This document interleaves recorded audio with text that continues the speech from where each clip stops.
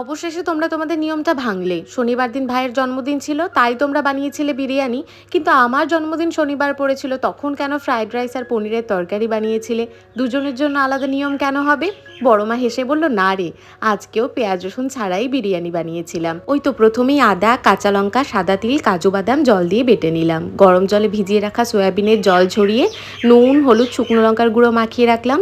সেদ্ধ আলু আর পনিরটাকেও নুন, হলুদ, শুকনো লঙ্কার গুঁড়ো দিয়ে মাখিয়ে প্রথমে কড়াইতে ঘি গরম করে পনিরগুলো দিয়ে হালকা ভেজে তুলে নিলাম। এবার ঘিতে গোটা গরম মশলা ফোড়নে দিয়ে আলু আর সয়াবিনটাকে ঢেলে দিয়ে 5-7 মিনিট ধরে ভেজে নিলাম। 2-3 চামচ টক দই, আদা, কাজু বাটা, নুন, শুকনো লঙ্কার গুঁড়ো, বিরিয়ানি মশলা, মিঠা আতর, কেওড়া জল, রোজ ওয়াটার, চিনি দিয়ে একটা মিশ্রণ বানিয়ে এই সয়াবিন আলুর ওপর দিয়ে ঢেকে কষিয়ে পরিমাণ মতন জল দিয়ে ফুটিয়ে নিলাম। ফুটে ওঠার পর যেই পনিরগুলো ভেজে রেখেছিলাম সেগুলো এটার মধ্যে দিয়ে আরও খানিকক্ষণ ফুটিয়ে নামিয়ে নিলাম। এরপর ভাতের জন্য বড় পাত্রে জল গরম করে বেশ অনেকটা নুন, তেজপাতা, গোটা গরম মশলা দিয়ে চালটাকে দিয়ে 90% রান্না করে নামিয়ে জল ঝরিয়ে নিলাম। এরপর বিরিয়ানির এসেন্সের জন্য দুধে মিঠা আতর, রোজ ওয়াটার, কেওড়া জল মিশিয়ে নিলাম। আর লেয়ারিং করার জন্য একটা বড় পাত্রের শেষে তেজপাতা, তারপর পনির, সয়াবিন, আলু, ভাত, বিরিয়ানির এসেন্স, জাফরান মেশানো দুধ, পনির, শুকনো বিরিয়ানি মশলা, ঘি দিয়ে ঢাকা দিয়ে দম দিয়ে নামিয়ে নিলাম। রেসিপিটা তোকে বলেই দিলাম। আর রাগ করে থাকিস না বাবা, মায়েদের কাছে সব সন্তানই সমান হয়, কারোর জন্য নিয়ম কিন্তু আলাদা নয়।